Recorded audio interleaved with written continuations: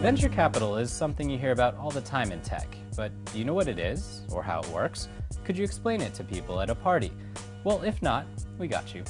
Venture capital is money that is provided by investors to startups that have the potential to reshape markets and grow very fast. The money deployed by a VC firm usually comes from institutional investors, corporations, or wealthy individuals looking to make some serious dough. Let's say Jane and Brian have a camera app that's getting a lot of customers and media attention. They know their little company could be ballin' one day, but the banks are hesitant to lend them money because they think it's too risky. But Marcus, a successful VC, looks at what Jane and Brian have done and thinks the benefits outweigh the risks.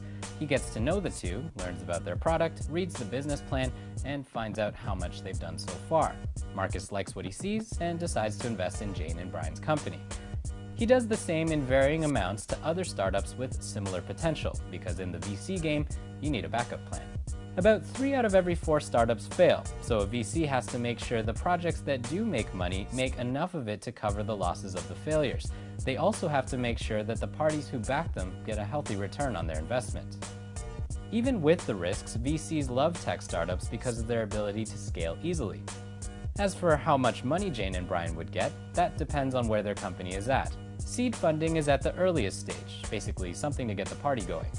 Series A is for when the company has established product and market fit, started to make some serious buzz, and its customer base is growing fast. Series B is when the company has started to make some considerable revenue in select markets and is looking to expand operations. Series C and onwards is when the company has grown up and is likely operating on a global scale. It may be ready for an IPO, to be bought out by another company, or continue operating as a private firm.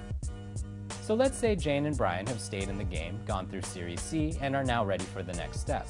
They decide to IPO, making their company public on the stock market. That goes well, and Marcus sees a nice return on his initial investment. So there you have it. Venture capital is a high-risk, high-reward game that funds innovative ideas and keeps the tech world going.